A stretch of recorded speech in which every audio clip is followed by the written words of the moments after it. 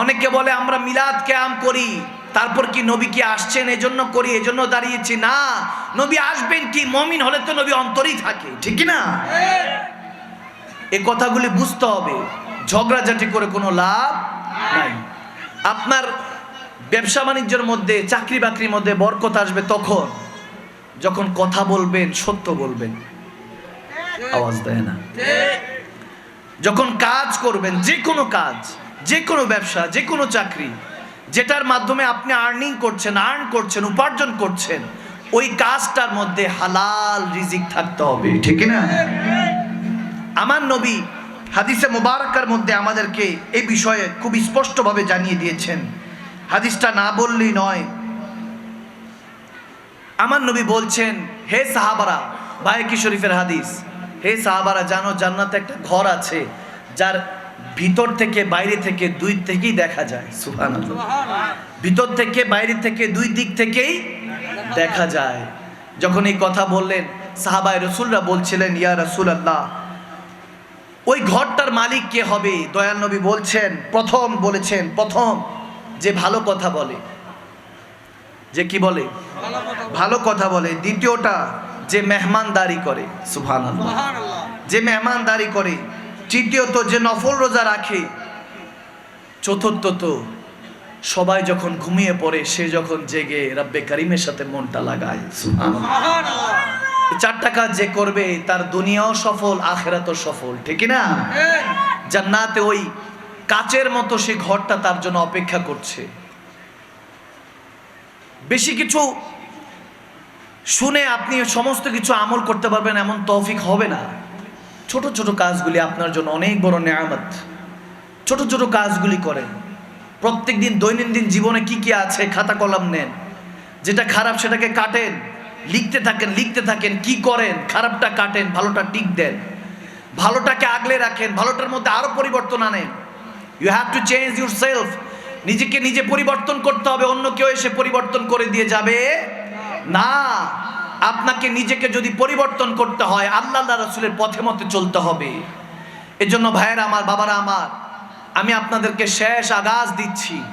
সময় কম, ওলামায়ে কেরাম অনেক বেশি, ওনারাও আসবেন কিছুক্ষণের মধ্যে। আমন্ত্রিত ওলামায়ে কেরামরা চলে আসবেন, খেতাবাত হবে। মনে রাখবেন এই বক্তব্যগুলি থেকে আপনাকে শিখতে হবে। আজকের এই মেহফিল, এটা আবার ঘুরে ফিরে আবার বছরখানিক পর এলাকার মধ্যে দুই একটা মেহফিল হয়। আমার প্রত্যেকদিন মাদ্রাসা যাওয়ার সুযোগ হয় না। এই মেহফিলগুলো হলো আমাদের মাদ্রাসা, শিক্ষা নেওয়ার স্থান, ঠিক না? ওলামায়ে কেরামরা যা পড়াবেন এগুলো থেকে নেওয়ার চেষ্টা করবেন, টুটাফুটাভাবে নিজের মধ্যে নেওয়ার চেষ্টা করবেন, আমল করার চেষ্টা করবেন, জীবনের মধ্যে এগুলো আনার চেষ্টা করবেন। পরিবর্তন হবে। জীবন পরিবর্তন হবে না কেন? আমার শায়েখ তরিকাত, আমার আব্বা হুজুর কেবলা সৈয়দ জাহান শাহ মাদানী আলাইহি রাহমা, তেনার জামানে এরকম হয়েছে, এক ব্যক্তি জুমার সময় বসতেন। তো প্রত্যেক দিন জুমার প্রথম কাতারে গিয়ে বসে বসে শুনতেন বিভিন্ন মাসলা মাসাইল, কথাবার্তা, আমলের কথাবার্তা, ইমানের কথাবার্তা শুনতেন। তো কিছুদিন পরে দেখা গেল তাকে আর সামনে পাওয়া যায় না, একদম পিছনে বসে। যখন জুমার সময় খুতবা পড়া হতো, ওয়াজ নসিহত হতো, সে আর এখন শুনে না, চুপচাপ জিকির আজকার করে একদম পিছনে বসে। তো একজন জিজ্ঞেস করলো একদিন আমার শায়েখ তরিকাত হযরত সৈয়দ জাহান শাহ মাদানী আলাইহি রাহমা, আমার শায়েখ তরিকাত, তিনি জিজ্ঞেস করে বসলেন, কি ব্যাপার বাবা, তোমাকে আগে সামনে দেখতাম, এখন পিছনে বসো কেন? বলে, হুজুর আপনি একটা মাসালা শিখিয়েছেন যে পবিত্র থাকার জন্য প্রস্রাব পায়খানা, ঢিলা কুলুব এগুলো ইউজ করতে হয়, ব্যবহার করতে হয়। টিস্যু পেপার তখন ওই জামানে তো একটু কম ছিল, বলে ঢিলা কুলুব ব্যবহার করতে হয়। অন্যথায় যদি কোনো ঢালু স্থানে প্রস্রাব করছেন কিন্তু ছিটাপুটা যদি গায়ের মধ্যে আসে আপনি অপবিত্র হয়ে যাবেন, ওই জামাগুলি অপবিত্র হয়ে যায়, কাপড়টা অপবিত্র হয়ে যায়। এজন্য চেষ্টা করবেন কিছু বালু সঙ্গে নেওয়ার জন্য। তিনি একটা হাদিস বলেছিলেন, আমার শায়েখ তরিকা, তিনি একটা হাদিস বলেছিলেন যে সাহাবায়ে রাসূলরা নিজেদের সাথে বালু ক্যারি করতেন, বালু নিয়ে যেতেন। কোনো জায়গায় প্রস্রাব করবেন তো বালুটা দিয়ে দিতেন, যাতে বালুর কারণে ওই প্রস্রাবটা টেনে নেয় আর ছিটাফুটাটা না পড়ে। তো ওই সাদা সিধা মানুষ আশেক ছিলেন, বান্দা ছিলেন, বলে হুজুর যখন থেকে শুনছি এখন বালুর বস্তা কাঁধে নিয়ে সব জায়গায় ঘোরাফেরা করি, কোন জায়গায় হাজত হয় প্রস্রাব ধরে, আমি যখনই করতে যাব যদি আমার কাপড় অপরিষ্কার হয়ে যায়, এখন বালুর একটা বস্তা এটা নিয়ে আলগায় হুজুর সারা দুনিয়া ঘুরতে হয়, আমার তো অনেক কষ্ট হয়, একটাই রক্ষা করতে পারি না, আর বাকি ওয়াজ শুনে কি করব? সুবহানাল্লাহ। বলতেছে যে একটাই মাসালা আমি নিতে পারছি না, বাকি ওয়াজ এগুলো কিভাবে আমি কোন আমল করবো হুজুর, এত আমল কিভাবে করবো? যেন একটা আমল ঠিকঠাক মতো করছি, যাতে এই আমলের কারণে আল্লাহ আমাকে জান্নাত নসিব করে। সুবহানাল্লাহ। এটা ছিল তেনাদের চলাফেরা। আগের দিনের মানুষরা ভালো কিছু করার চেষ্টা করতেন যতটুকু পারা যায় ভালো কিছু করি। এখন আমরা আলট্রা মডার্ন, বেশি ভালো করতে গিয়ে পুরো খারাপ করে দিই, ঠিক না? এর জন্য ওই জায়গায় খেয়াল রাখতে হবে। শেষ একটা হাদিস আপনাদেরকে শোনাচ্ছি, আমার মনে হয় আপনাদের কষ্ট হচ্ছে। সবার ভালো লাগছে তো? আমি জানি আমার আস্তে আস্তে বলতেছিল অনেকে, হুজুর একটু কালাম একটু শুনেন, ওয়াজ নসিহত ভালো লাগে, মাঝে মাঝে একটু বেলালি সুরও ভালো লাগে। তো আমি জানি চট্টগ্রামের মানুষ এমনি তো একটু সুরের প্রতি আসক্ত বেশি, সুরটা একটু বেশি, কারণ পাশেই সাগর আছে, ভাটিয়ারি আছে, কত কিছু আছে, পাহাড় আছে। এমন একটা শহর যে শহরের মধ্যে পাহাড়ও আছে, সমুদ্র আছে। সুবহানাল্লাহ। আমি চট্টগ্রাম সিটিকে এই জন্য আসলে একটা রূপের নগর মনে হয় আমার কাছে। মনে হয় যে বাংলাদেশের মধ্যে একটা যদি কোনো নিয়ামতপূর্ণ ভূমি থেকে থাকে সেটা হলো চট্টগ্রাম নগরী, ঠিক না?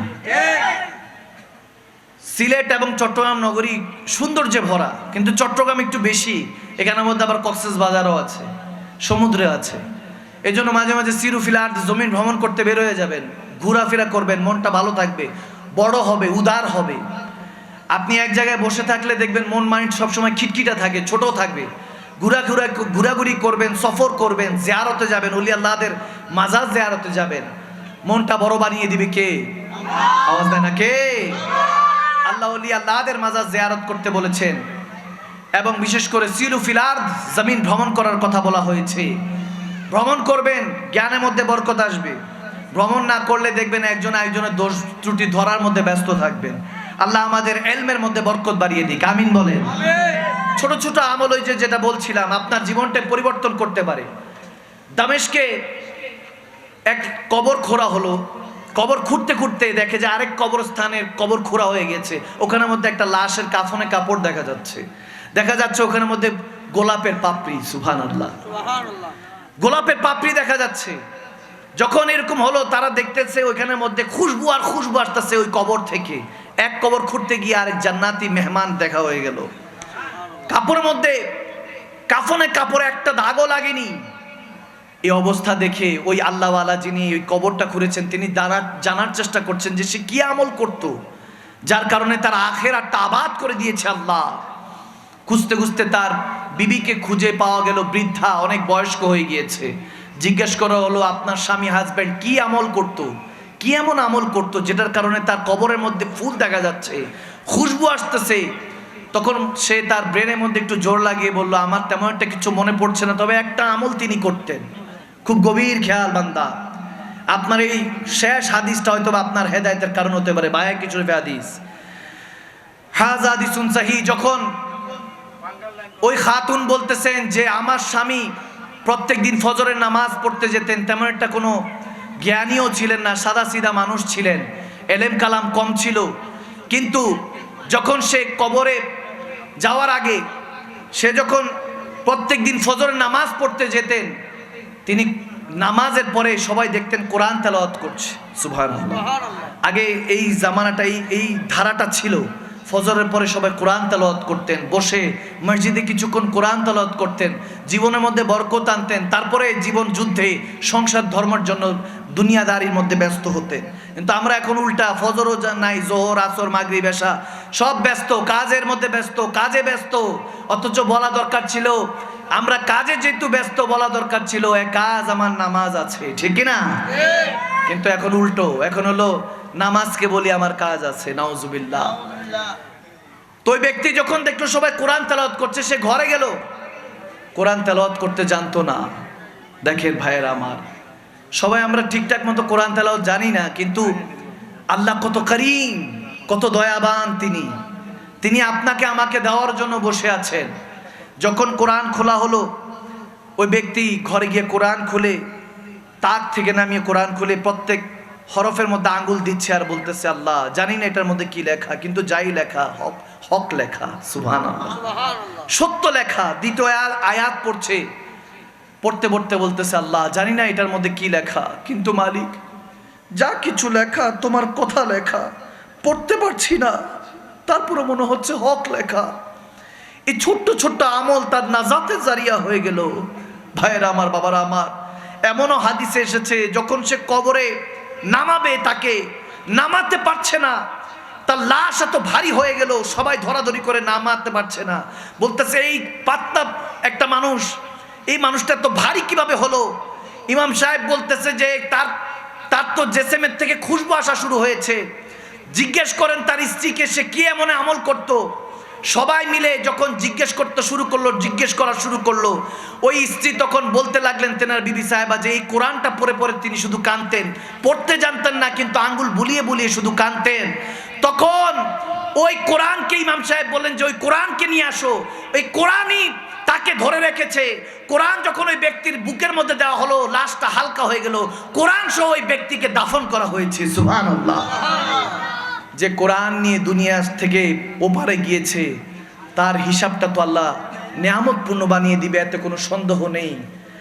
তো আগাজ এটাই ছিল যে আপনার জীবনে ছোট ছোট আমলগুলি আপনার জন্য রহমতের কারণ হতে পারে। ভাইয়েরা আমার, বাবারা আমার, যদি আপনি এই রহমত হাসিল করতে চান, তাহলে কোরআনের পথে, আল্লাহর পথে, রাসূলুল্লাহর পথে চলতে হবে, ঠিক না?